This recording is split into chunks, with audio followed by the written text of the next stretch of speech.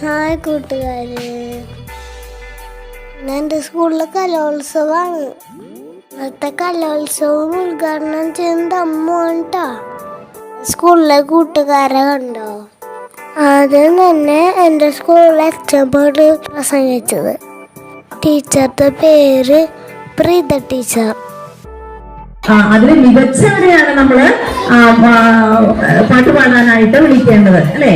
അപ്പൊ നമുക്ക് ഇന്ന് പാട്ട് പാടി ഉദ്ഘാടനം ചെയ്യാനായിട്ട് നമ്മുടെ തന്നെ ഒരു പാരന്റായ നമ്മുടെ പാരന്റ്സിന്റെ ഇടയിൽ എല്ലാ കഴിവുകളും ഉള്ളവരുണ്ട്.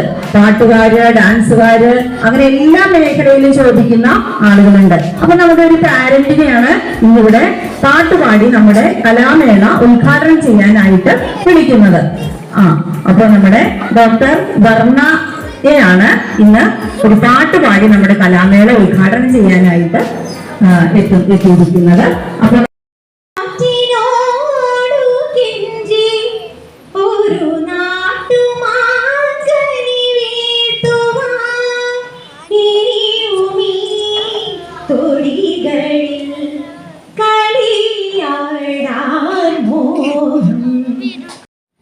അപ്പൊ പരിപാടി തുടങ്ങി. ഇനി ചെസ് നമ്പർ വാങ്ങാൻ പോവാ.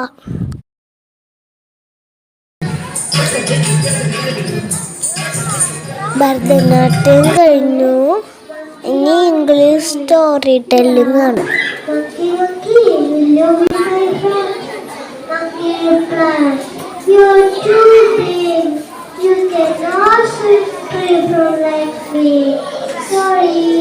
The was very sad. He saw a rabbit.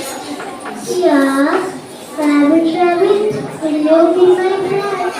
Rabbit replied, "You're too big. You cannot play my balloon." Sorry.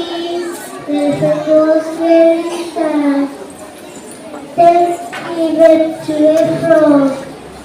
He asked, "Sorry for me, will you make friends with me?" Frog replied, "How is it possible? You are too big. You can..." Malayalam കഥാകഥനാണ്. പ്രശസ്തനായ ബുദ്ധഘോഷന്റെ അവിവേകത്തിന്റെ ഫലം എന്ന കഥയാണ് ഞാനിവിടെ ഇന്ന് പങ്കുവയ്ക്കുന്നത്. ബുദ്ധൻ സന്യാസിയായി കഴിയുന്ന കാലം കാടിനടുത്തുള്ള ഒരു ആശ്രമത്തിലാണ്. English action song. Today I am going to play an action song about our five senses. So let's start.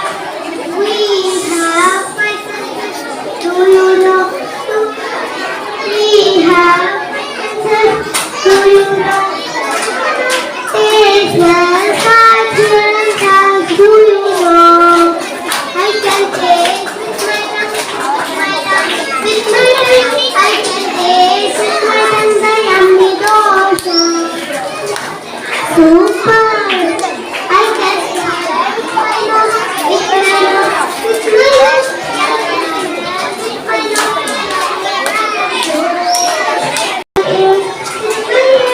I can hear with my ears.